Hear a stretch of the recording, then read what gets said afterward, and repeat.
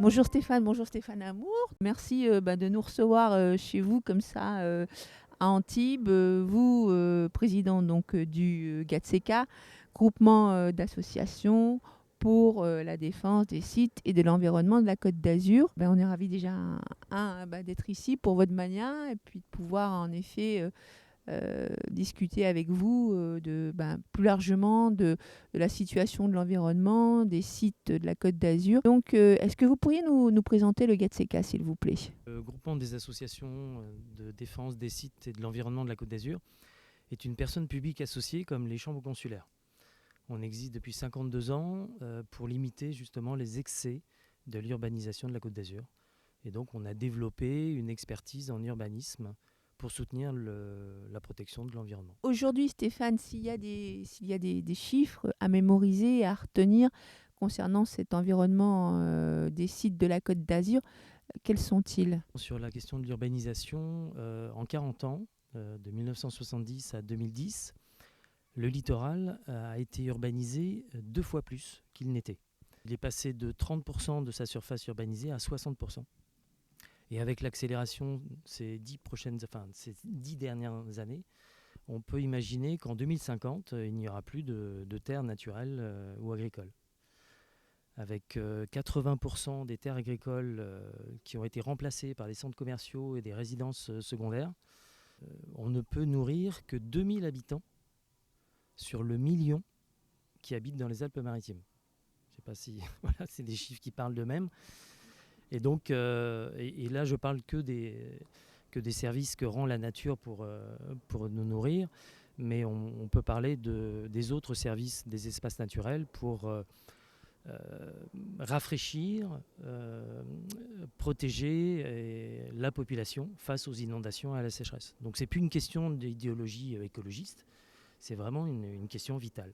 Voilà, se nourrir, respirer et voilà, s'alimenter. Et Stéphane, avec une mobilisation collective, qu'est-ce qu'on peut espérer comme amélioration ? Alors, avec une mobilisation générale, ça permettrait de réunir les différentes solutions individuelles portées par les entreprises, l'administration, les collectivités, les associations bien sûr, et les universités, pour justement répondre aux enjeux universels, globaux, de l'humanité et sa vie sur Terre, rien que ça. Donc c'est respirer, comme je le disais, s'alimenter, s'abriter et boire. Voilà.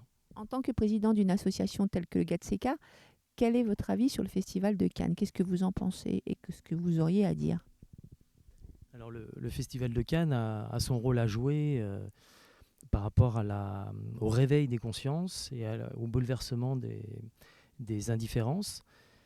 Donc notamment avec sa programmation cinématographique et avec son organisation écologiquement responsable. Oui, donc comme je vous disais, lundi soir, il y aura la projection en avant-première du film de la Cour des Miracles dans le cadre du cinéma de la plage.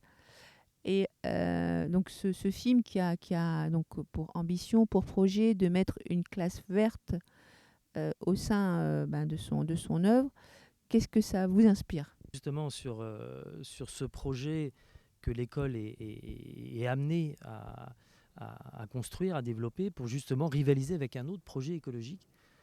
Donc c'est vraiment un peu ce que j'illustrais moi avec localement le fait que les pistes cyclables et les panneaux photovoltaïques qui sont écologiques, on ne peut pas être contre, mais du coup qui se développent au détriment de la nature tout simplement, qui a d'autres services à rendre que de simplement accueillir ce genre de pistes cyclables qui pourraient être accueillies par exemple sur les routes déjà existantes et imperméabilisées. Alors demain, il y a un conseil d'administration du GATSECA qui se tient, qui va se dérouler.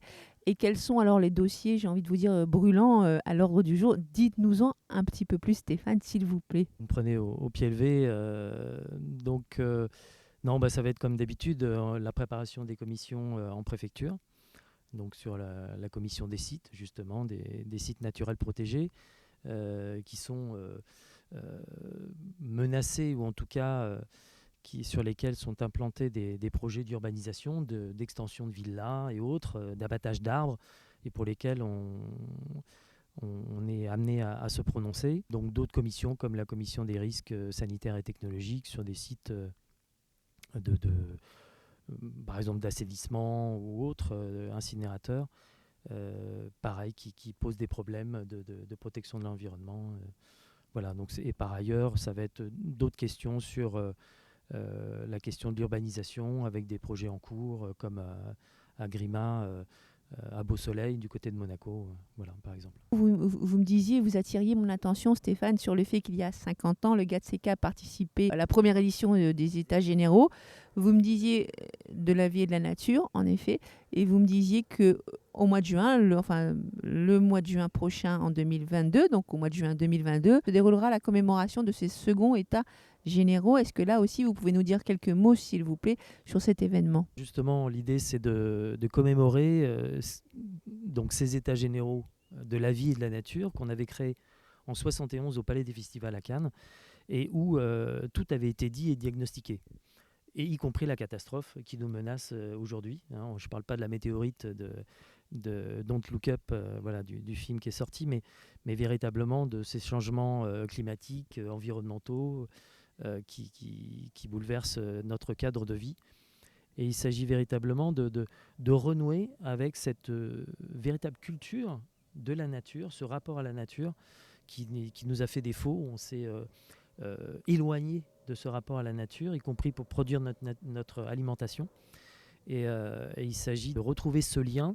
Alors la pandémie, le Covid nous a alertés sur justement notre vulnérabilité, pour justement nous dire que nous sommes essentiellement vivants et pas surhumains, même si des envies d'être augmentés nous sont invités à incarner. Mais c'est de rappeler justement cette symbiose avec le vivant.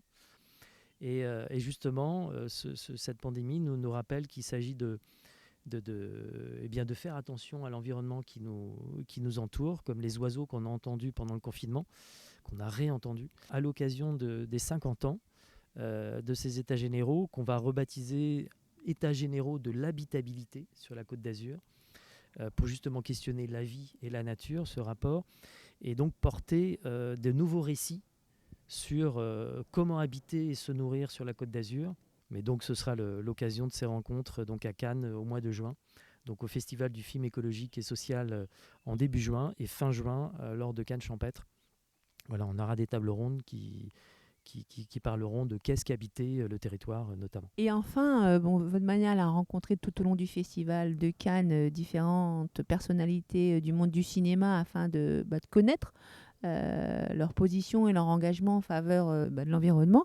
Et vous, justement, vous attiriez mon attention sur le fait qu'il y a, en 2018, on avait effectivement Cyril Dion, Marion Cotillard qui rencontraient Emmanuel Macron pour la création d'une convention citoyenne sur le climat. Avec effectivement maintenant ces 4 ans de recul, 4 ans plus tard, vous, qu'est-ce que vous en pensez? Est-ce que vous pensez que cette convention citoyenne sur le climat, elle a porté ses fruits? Et sinon, qu'est-ce que nous pouvons en espérer davantage? Effectivement, donc je remercie ces personnalités engagées qui ont utilisé leur notoriété publique pour justement souffler à l'oreille des puissants sur des mesures à prendre. Et c'est vrai que cette Convention citoyenne pour le climat a été bien exemplaire. À la suite a été mise en place la commission des entreprises pour le climat. Mais c'est vrai qu'on reste encore sur notre faim. Mais justement, comme nous également, 50 ans après, sur le bilan de nos actions, on reste assez mitigé. Et c'est vrai que l'élément décisif, c'est de faire en sorte que toutes ces initiatives séparées, individuelles, puissent se réunir pour qu'ensemble, on ait un impact décisif sur à la fois le développement de la conscience écologique, à la fois sur le changement de comportement.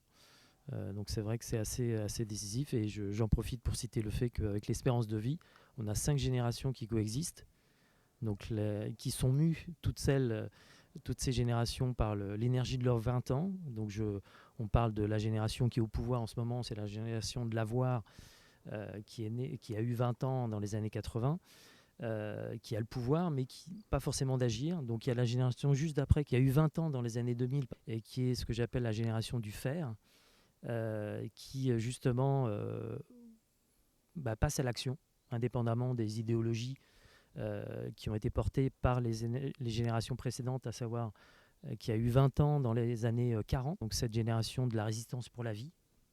Donc on parle réellement de la guerre, et qui a été suivie par la génération de leurs enfants, qui est la génération qui a eu 20 ans en 60, et la génération de la révolution sociétale. Et donc ces 4 générations ont eu des limites dans leur changement de comportement, et pour infléchir le changement de société. Et c'est vrai que la 5e génération, qui a 20 ans en 2020, est un peu démunie par rapport à ces différents modes d'action. Et donc c'est ce que j'appelle la génération du devenir, qui a à inventer les modes d'action pour être décisif. Et je prône pour que ces 5 générations puissent dialoguer, au-delà de cette certitude de chacune d'entre elles d'avoir raison et d'avoir su maîtriser justement les modes d'intervention. On voit que chacune a besoin de se compléter pour justement nous réserver un avenir décisif pour l'humanité. Merci beaucoup Stéphane. Je recevais pour votre mania aujourd'hui Stéphane Amour, président du GATSECA, qui s'est ouvert longuement à nous sur cette question et cet enjeu sociétal de la protection de l'environnement pour le Festival de Cannes 2022.